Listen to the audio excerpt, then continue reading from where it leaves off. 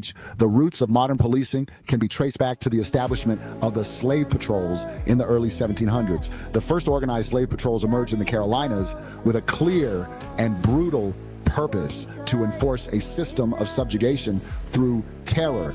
These patrols were tasked with suppressing slave revolts and pursuing, capturing, and returning escaped enslaved individuals to their owners, a chilling precursor to systemic inequalities many are fighting. Here we go again. Same old shit, dog. Just another day in the black community.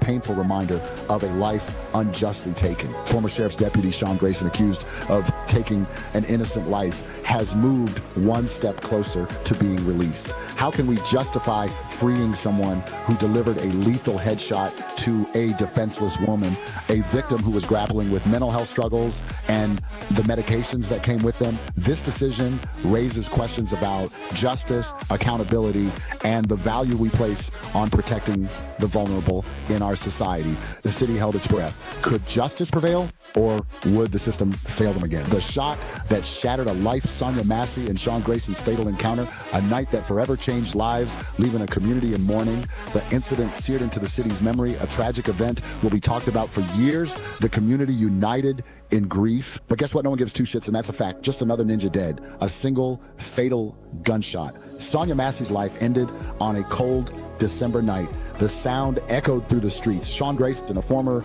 sheriff's deputy, claimed he acted in self-defense, alleging that Sonya lunged at him. However, his account has been met with skepticism considering the circumstances. Witnesses stated that he pointed a gun at her while she was kneeling in her own kitchen, clutching a pot on the stove in an attempt to shield herself. Grayson reportedly said, "I am going to blank you in the head," a chilling statement that underscores the defenselessness of a woman battling mental health challenges in the sanctuary of her home.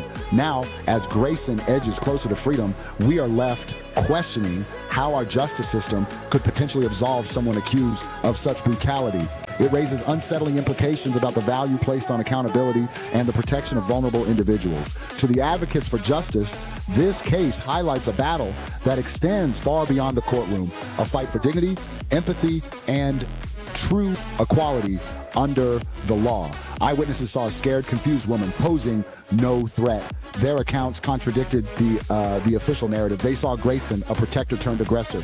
The image was hard to reconcile, raising questions about justice. Was this another example of excessive force? The community's pain was palpable, their calls for justice loud and clear. Justice delayed, the legal battle over Grayson's release unfolds, capturing the attention of the entire community. The courtroom was electric with tension. Grayson, initially denied release, sat stoically as the appellate court's ruling was read aloud. The air was thick with anticipation. His potential freedom hung in the balance, a stark symbol of a justice system seemingly rigged against the marginalized. The crowd outside waited with bated breath, their faces a mix of hope and despair.